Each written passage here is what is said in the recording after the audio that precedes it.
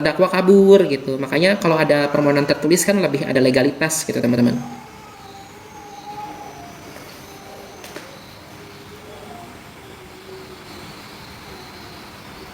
Tersangka dan kuasa hukum nggak akan dapat BAP.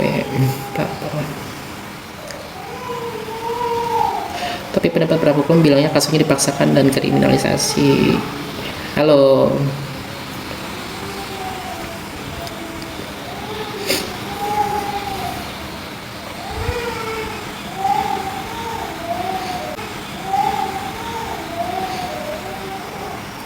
Jadi memang ya, mengapa jadi sekarang ini muncul lagi narasi dipaksakan dan dikriminalisasi gitu ya. Kalau kemarin kan masih penuh dengan tanda tanya. Nah sekarang kan kita terbuka teman-teman bahwa ternyata yang diserang ini. Jadi memang ya kita juga nggak pungkirin bahwa ada body shaming, kemudian ada juga penyerangan personal gitu, ada teman-teman di dalam dakwaan itu. Tapi saat eksekusi, jadi saat eksekusi memerasnya gitu ya. Jadi saat eksekusi mengancamnya itu dikaitkan dengan produk gitu. Jadi dikaitkan dengan produk gitu ya. Misal nih waktu itu Ismail mengirim foto ya, foto gitu yang dengan durasi 1 kali lihat produknya diduga milik Glapicia gitu ya. Artinya kan tuh misal seandainya ternyata produk itu adalah produk yang ilegal, artinya kan tuh aib ya. Nah aib ini misalnya ini kan aib ya, biar gampang dimengerti teman-temannya. Ini misalnya aib ini milik siapa sih gitu? Milik pribadi dokter kah atau milik entitas PT gitu ya? Kalau logikanya kan ketika orang, ini kalau kita berbicara dalam ranah hukum gitu ya. Kalau logikanya ternyata aibnya nih milik orang lain gitu ya, harusnya kan nggak mempan gitu loh bahasa sederhananya. Ini kita menafsirkan apa isi eksepsi dari Nikita Mirzani. Harusnya kalau aib itu kan milik Mirzani. Harusnya kalau aib itu kan milik orang, kan lu harusnya nggak perlu merasa terancam gitu bahasanya.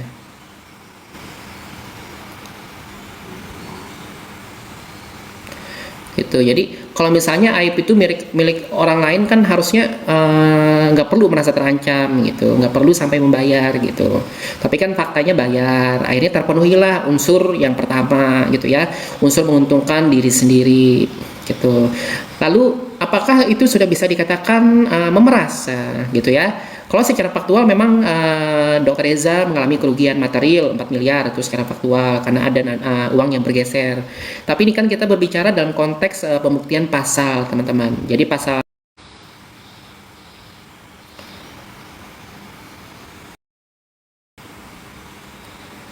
itu teman-teman. Jadi ini berbicara tentang unsur pasal gitu ya. Ya tentunya kita akan menunggu apa nanti interpretasi dari majelis hakim. Apakah majelis hakim menganggap masuk akal eksepsi yang diajukan, apakah tidak gitu ya. Tapi kalau kita menganalisa dari perspektif hukum, ya memang pada kenyataannya antara entitas perseroan dengan orang itu dia berbeda. Orang itu dia berbeda. Orang itu dia berbeda.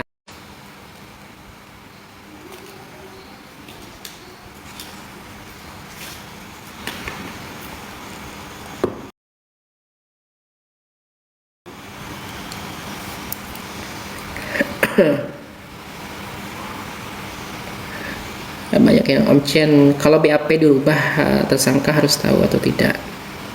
Sebenarnya mungkin bukan diubah sih kalau menurut saya, mungkin penambahan. Karena kan memang BAP itu nggak cukup sekali teman-teman.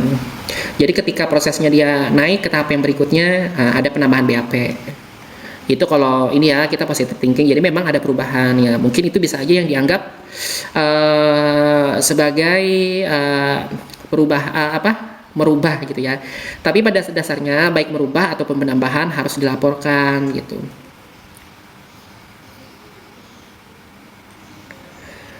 Gimana sekarang kabarnya NM ya, mana gue tahu. Kan lu lihat kemarin habis sidang dia baik-baik aja.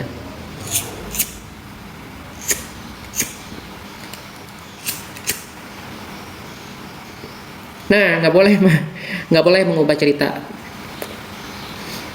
Hasannya pun ada, Ada lagi apa yang aslinya tetap dilampirkan.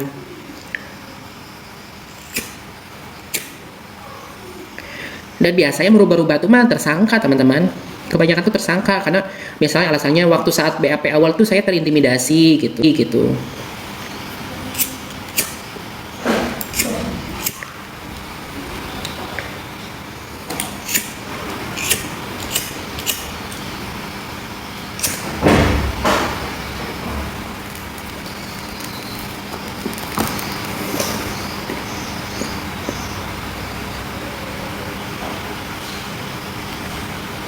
Bener bang, ini malah pelapor ya.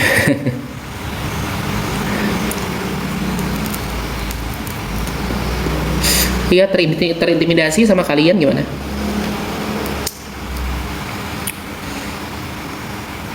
Nah, iya, saya jadi ingat ya tadi apa Kuki bertanya apa tadi?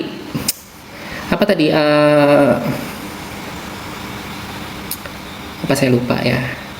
Tadi di komentar. Oh ya, menyerang kehormatan. Nah, ini juga informasi buat teman-teman ya. Jadi kan belakangan ini pengacara dari Dr. Reza Gladys menyampaikan bahwa ya bisa dikatakan sebagai somasi terbuka gitu ya, perihal menyerang kehormatan gitu ya.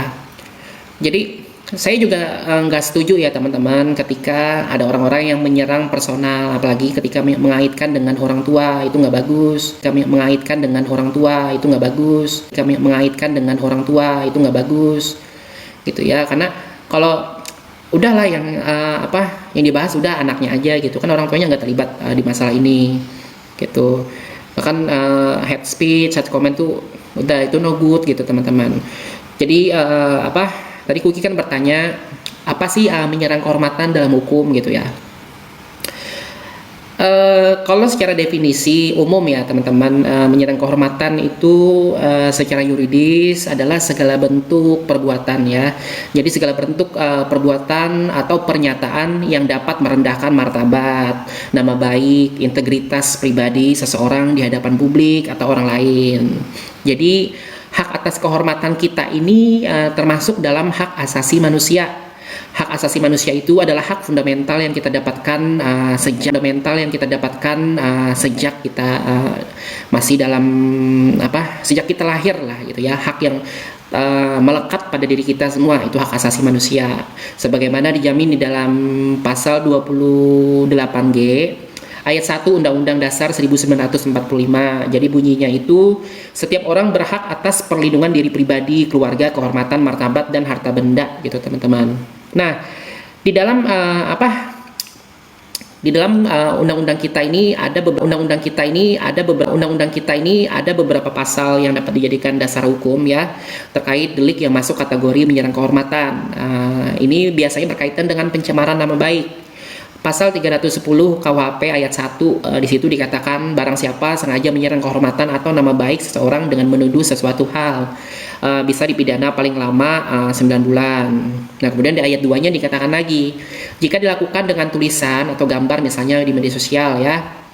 Nah, ini udah kemudian di pasal 27A juga ya, Undang-Undang ITE itu sama. Pokoknya intinya pencemaran nama baik. Kemudian ada juga yang ada lagi penghinaan ringan. Nah, banyak teman-teman dasar hukumnya. Nah, jadi agar dapat dikenakan pasal-pasal yang tadi saya sebutkan ya, pasal-pasal pencemaran nama baik itu harus dipenuhi unsur objektifnya itu adanya tuduhan atau pernyataan yang merendahkan martabat gitu ya. Kemudian disampaikan ke orang lain atau ke orang lain ke publik secara luas, dilakukan dengan lisan, tulisan, baik gambar atau sarana elektronik. Kemudian unsur subjektifnya itu ada dolus. Dolus itu maksudnya niat ya, niat untuk menyerang kehormatan gitu ya. Kehormatan gitu ya. Itu sengaja gitu teman-teman, dolus ya. Kemudian pelaku sadar akan akibat yang ditimbulkan. Nah, apa aja sih yang batasan-batasan menyerang kehormatan orang lain?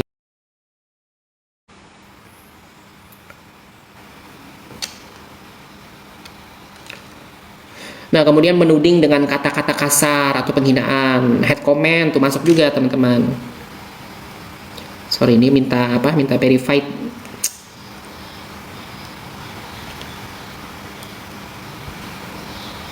Bentar-bentar. Aduh.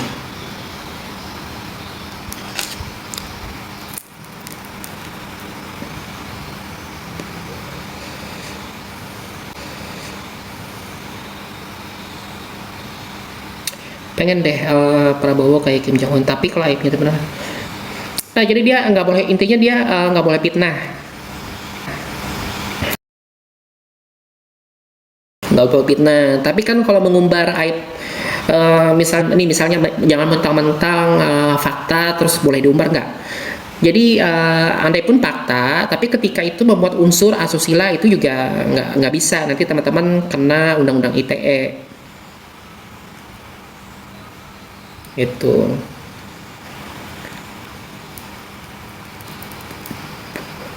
Makanya kan teman-teman pernah nggak mendengar yang ditagih utang secara online dipermalukan? Tapi kan fakta bang, tapi kan menyerang kan, menyerang dampak dari disebarkannya fakta yang tidak pada tempatnya, akhirnya mendapatkan bullying, itu akhirnya mendapatkan serangan gitu dari netizen yang lain. Nah itu kan karena ada dampak gitu teman-teman. Jadi ketika teman-teman melakukan penyerangan martabat orang lain dan itu menimbulkan dampak, ya dampak sosial, itulah masuk nanti unsurnya.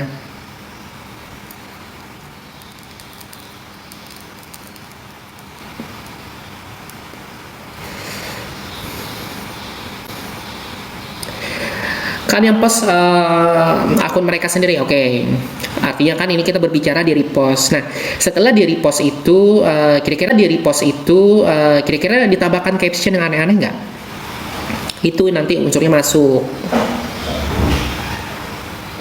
Jadi ketika mungkin kalau di repost aja nggak masalah kan udah publik sifatnya. Misalnya ini juga nggak sering banyak orang yang ambil PT netizen cendol ya it's okay nggak masalah. Nah, tapi ketika PT netizen cendol dibikin caption misalnya yang aneh-aneh, nah itu masuk unsurnya gitu.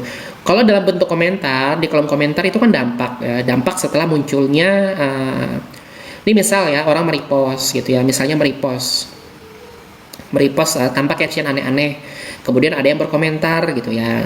Nah itu juga area abu-abu ya, karena kan itu kan interpretasi orang, pendapat orang gitu. Tapi ketika komentarnya juga aneh-aneh, kemudian ada yang mengomentari lagi, itu kan ada dampak gitu teman-teman, ada dampak sosial karena satu komentar menjadi 1000 komentar. Gitu. Aku kurang memperhatikan sih, aku nggak tertarik melihatnya juga, kan bukan ini, aku anti teman-teman kalau udah urusan uh, orang tua atau saya nggak mau.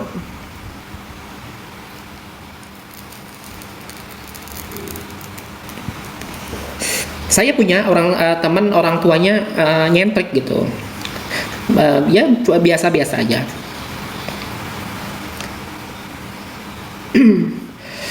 7 kali 24 jam apa kabar itu nggak tahu deh bang Pam itu.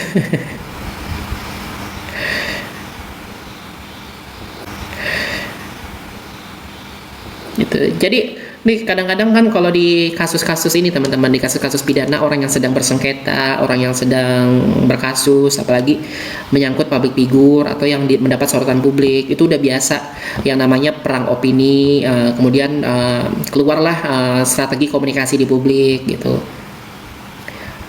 Apalagi begini. Jadi ketika membahas tentang hukum teman-teman, tidak ada sepenuhnya 100% opini A, opini B itu benar gitu ya. Karena apa? Karena ketika kasus hukum ini sudah masuk di ranah pengadilan, maka majelis hakim lah yang nanti akan memutuskan.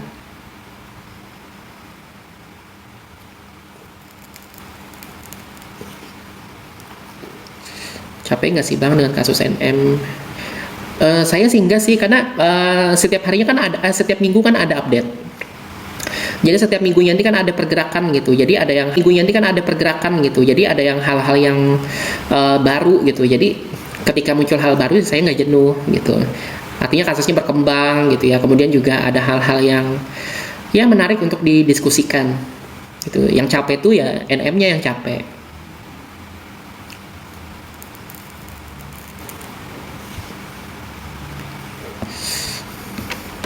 Masalah sih, saya udah ganti-ganti ini loh, udah ganti-ganti provider nih. Emang capek nih, udah 2 hari kemarin nangis liatnya. Amin. Insya Allah saya tidak akan lelah. Udah makan. Udah makan. Saya tuh kalau sebelum live tuh makan, mandi. Pokoknya nggak ada lagi yang dikerjain tuh baru saya live. Saya udah prepare duluan.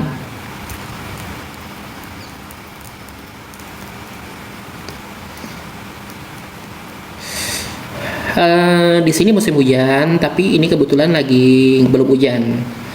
Kemarin rutin tuh malam hujan, subuh hujan.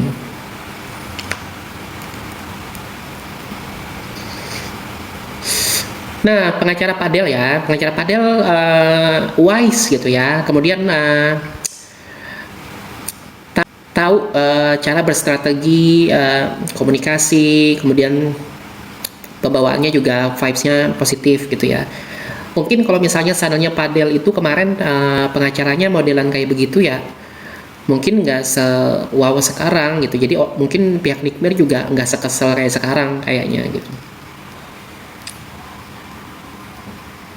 Kalau yang kemarin tuh kan defensif gitu ya, defensif membela membabi buta, defensif membela membabi buta, defensif membela membabi buta kalau saya katakan.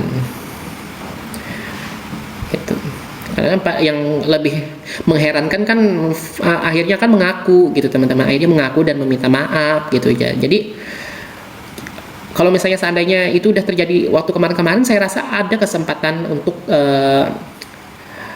menyelesaikan dengan jalur non litigasi di luar pengadilan gitu kan, bisa aja gitu. Kadang kan kita juga nggak bisa, nggak mungkin Nikmir pengen nggak berdamai, kan kita nggak tahu teman-teman hati orang gitu. Kalau sekarang kan kekesalannya kan bertumpuk-tumpuk, udah kasusnya lama, kemudian udah di tes mulu mentalnya Nikmir gitu sama Rasman sama Rasman.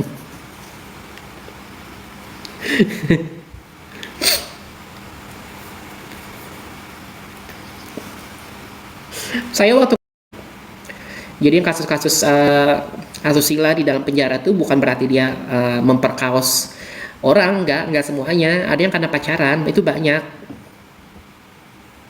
gitu. Jadi saya tuh udah sering ngeliat kayak gitu. Jadi nggak waktu saya bikin tweet saya lebih banyak bahas pengacaranya daripada padelnya. Bahkan waktu itu dulu saya pernah pengen bikin jurnal tentang apa, saya tuh orang yang nggak setuju sebenarnya gitu ketika ada hubungan suka sama suka gitu ya, tapi dipermasalahkan secara hukum. Tapi masalahnya kan hukum di Indonesia kita ini kan ada batasan umur gitu ya, ada batasan umur. Itu tuh sempat saya waktu itu pengen bikin penelitian itu jurnal, cuman dosen saya nggak mau. Nggak suka dia.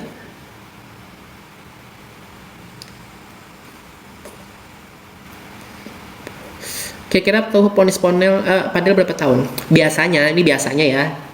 Biasanya tuh kalau kasus-kasus kayak begini di atas 5. Sekitar 7 gitu teman-teman. 6, 7, 8. Ada yang 9 juga pernah. Tinggi juga pernah. Tinggi hukumannya kalau kasus asusila anak di bawah umur.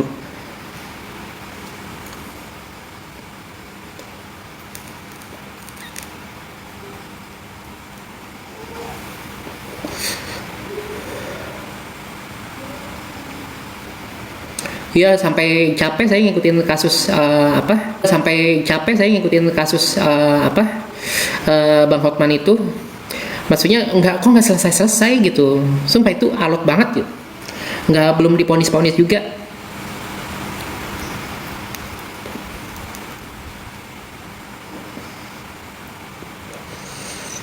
Menurut abang kasus NM ini ancamannya hukumannya maksimal berapa tahun?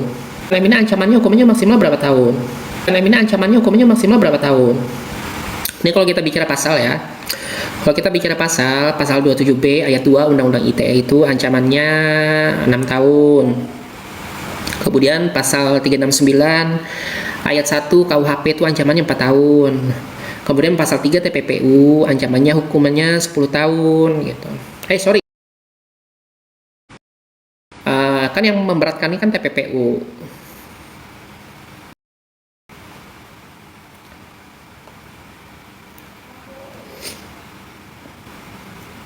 Selamat malam, Hayan. Senang ngikutin live abang sedikit. Ya, makasih.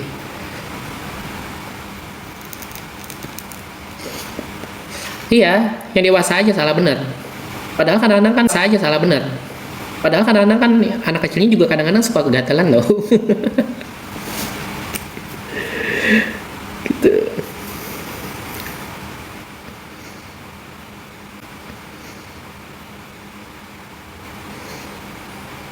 Karena di sistem hukum kita ini kan kedewasaan itu dia masih, jadi ada dualisme sebenarnya teman-teman. Ada di undang-undang, di KUH Perdata itu sebenarnya dewasa itu 21 tahun. Tapi di undang-undang lain 18 tahun gitu. Jadi cuman kebanyakan yang dipakai itu 18.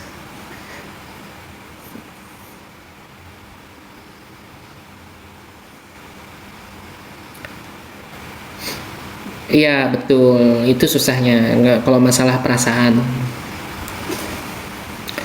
Karena mungkin Nikita Mirzani itu lebih kesalnya tuh mungkin karena dampak dari pacarnya itu sempat kabur gitu kan ya. Tapi udahlah teman-teman, kita jangan masuk ke situ, kasihan. Kalau udah masuk ke peradilan,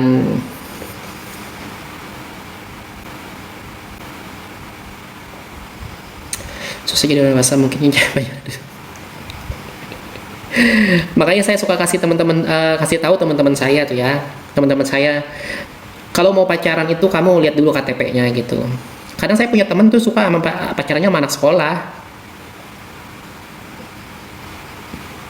Itu ada yang ngaku kuliah ternyata masih SMA.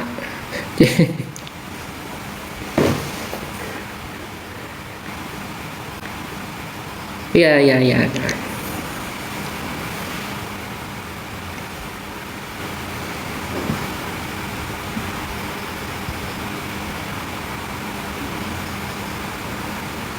Gitu. Ayo bahas apa lagi? Kan banyak di PT. Malam.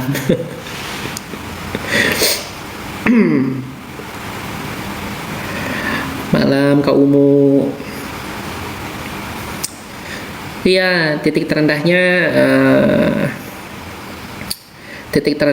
Nikita Mirzani, titik nadir ya, bisa dikatakan mungkin titik nadirnya sekarang gitu. Gitu. Jadi luar biasa juga, banyak yang simpatik ya, teman-teman gitu ya. Abang itu dosen ya? Ayo kira-kira dosen nggak? Emang saya kelihatan kayak dosen.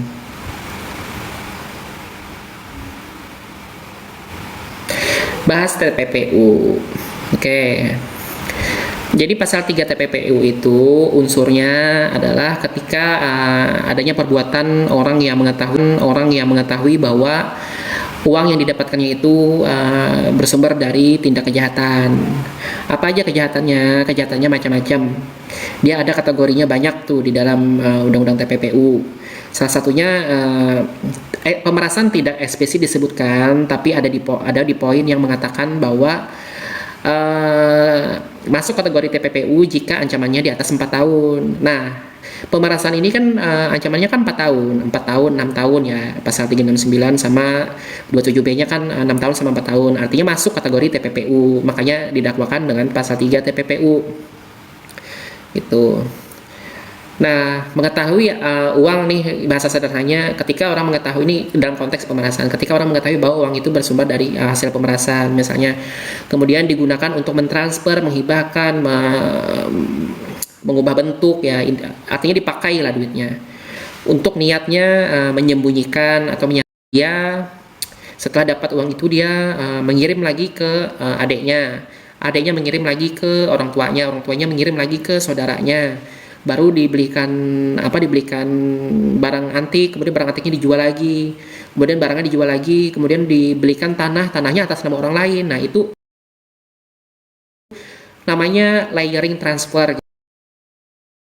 gitu ya. Jadi itu mutlak itu masuk ke unsur TPPU pasal 3. Nah, tapi dalam kasus Nikita Mirzani ini kan dia menggunakan uangnya itu untuk membayar rumah atas nama pribadi. Ya, apakah itu terpenuhi unsur menyamarkan atau menyembunyikannya ketika seseorang menggunakan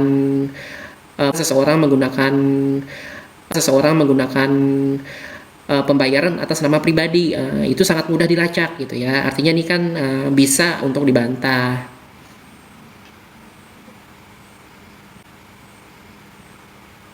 Kecuali misalnya Nikita Mirzani habis menerima uang ini, dia memberikan nitip lagi di beberapa orang, terus transfer supaya nggak kelacak. Nah itu mungkin mutlak ya masuknya unsur apa TPPU-nya berdasarkan pasal 3.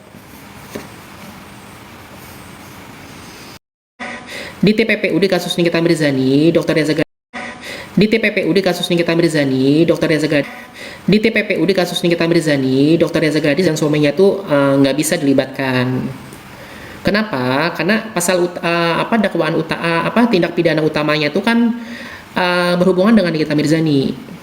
Gitu. Jadi ini TPPU-nya untuk Nikita Mirzani, kecuali ternyata uang 4 miliar ini dihasilkan yang diberikan ke Nikita Mirzani ini ternyata bersumber dari tindak kejahatan lain gitu ya.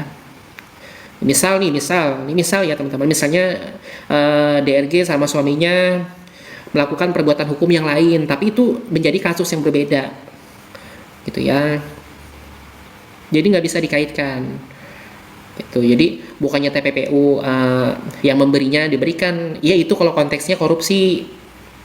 Jadi misalnya DRG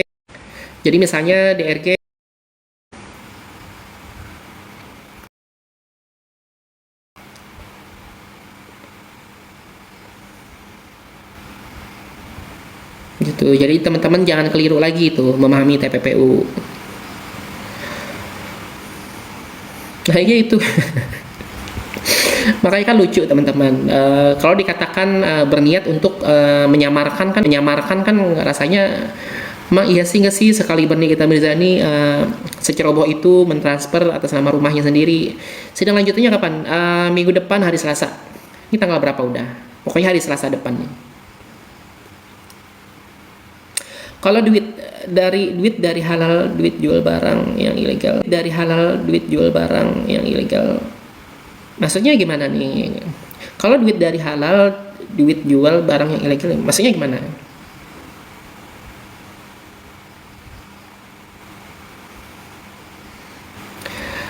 Masalah isu residivis itu saya belum tahu teman-teman, belum validasi juga gitu ya, karena kan nama orang kan bisa aja yang namanya sama gitu kan. Kasusnya 2017 itu jauh, tapi kalau betul ya berarti kan ada jejak, maksudnya ada masa lalu gitu teman-teman.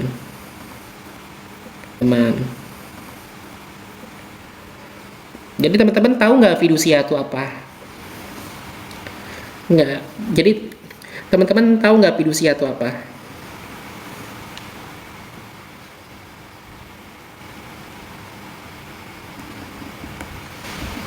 Jadi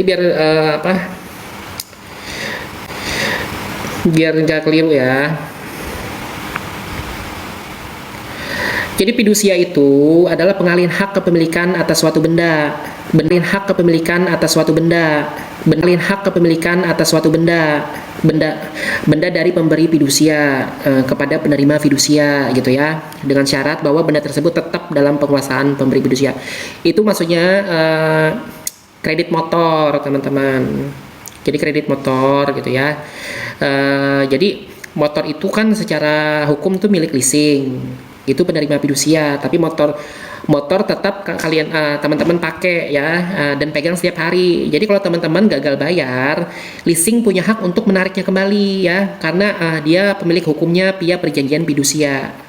Nah, jadi kalau teman-teman ternyata kredit motor teman alihkan tanpa sepengetahuan pihak leasing, nah itu teman-teman mengalihkan tas yang sah gitu.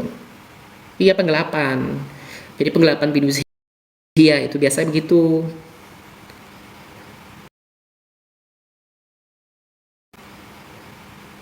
Jadi unsur-unsurnya ada perjanjian utang piutang, kemudian ada benda yang dijaminkan. Benda itu tidak diserahkan secara fisik, ya ada akta notaris sebagai bukti perjanjiannya, didaftarkan ke kantor fidusia gitu. Bisa dipidana, betul. Jadi sekarang ini banyak kan fenomena orang kredit kredit kendaraan pakai nama dia untuk orang lain gitu teman-teman. Nah kemudian ternyata orang yang kita jaminkan ini kabur gitu. Nah itu teman-teman bisa kena. Jadi jangan mau lagi kalau ada orang yang pinjam nama untuk kredit ya, jangan mau.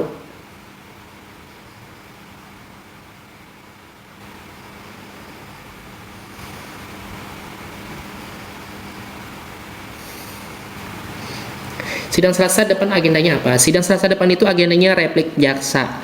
Replik jaksa. Replik itu artinya menjawab eksepsi kemarin. Jadi ini sama-sama diberikan kesempatan baik pengacara dan jaksa penuntut umum untuk saling membantah.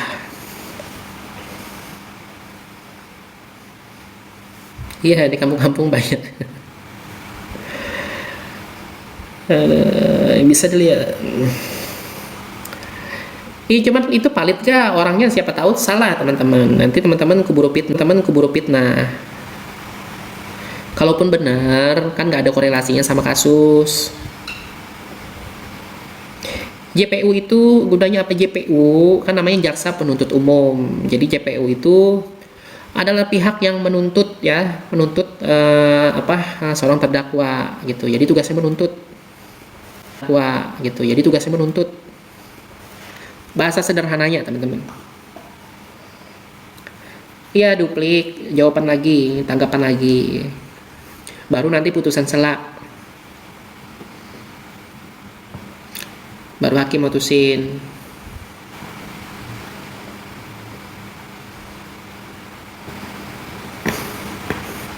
Ayo siapa yang pernah punya pengalaman ngereditin kendaraan buat orang lain? Bang, kalau JPU-nya pernah punya kasus gimana?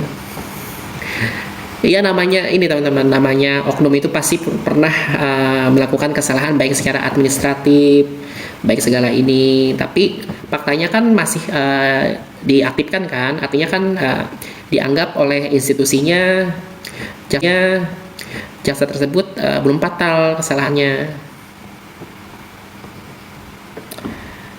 Bang, kapan? 2 minggu, kayaknya 3 minggu lagi, 2 atau 3 minggu lagi.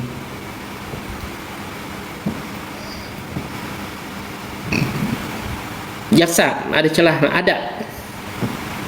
ada celah. Paling nanti gini, narasi dari jaksa. Produk tersebut adalah cerminan dari ownernya. Jadi orang membeli produk tersebut ya karena tahu Dr. Reza Gladys, bukan karena tahu PT-nya.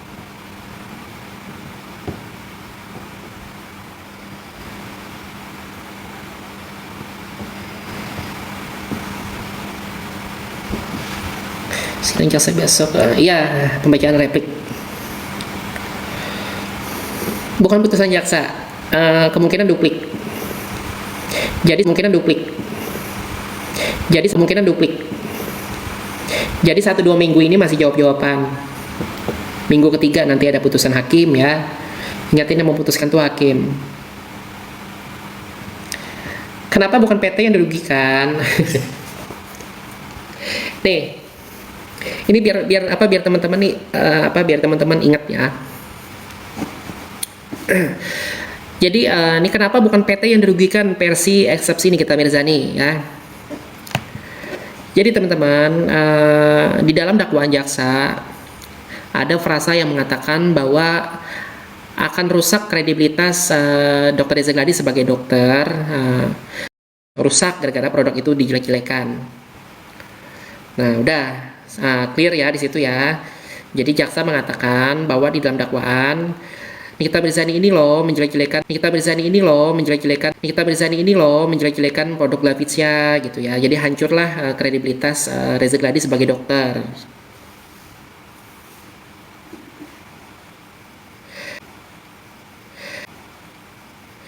Nah, di dalam pasal 27B ayat 1 Undang-Undang ITE dan pasal 369 ayat 1 KUHP itu ada dua unsur ya. Ada dua unsur. Pemerasan sama ancaman mencemarkan nama baik. Itu. Nah, kan unsur pertama terpenuhi nih 4M-nya. Karena bergeser ya kan. Karena ada transaksi. Nah, unsur kedua pencemaran nama baik ya, ancaman pencemaran nama baik. Nama baik siapa yang diancam? Nama baik Dokter Reza. Pakai apa mengancamnya? Pakai produk Glavisia gitu ya. Nah, Glavisia punya siapa? Punya PT gitu, teman-teman. Gitu. Ini konstruksi eksepsi yang dibangun oleh pihak NM gitu ya. Jadi maksudnya saya menafsirkan gitu. Jadi apakah mungkin misalnya gitu ya bahasanya, apakah mungkin seseorang merasa terancam padahal produk itu punya PT bukan punya dokter gitu. Ini kan produk ini kan dianggapnya kan dijelek-jelekan, artinya kan bisa dikatakan sesuatu yang negatif ya, bahasa kasarnya tuh aib lah gitu. Nah, ini aib ini punya siapa sehingga mengancam reputasi dokter gitu. Gitu. Ternyata kan menurut pengakuan pihak Nikita Mirzani, aib ini milik PT gitu, bukan milik dokter. Gitu. Jadi kan unsur ancaman pencemaran nama baiknya ini dipertanyakan gitu ya. Ini kita bicaranya bukan judging ya, tapi ini kan berdasarkan eksepsi ya gitu. Jadi kan mereka mempertanyakan legalitas yang dapat melapor nih siapa? Melapor tentang pencemarannya ya, bukan tentang pemerasannya.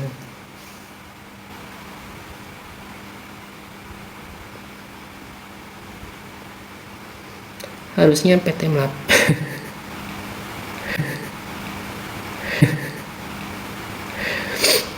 Nah, paham? Udah ngerti belum?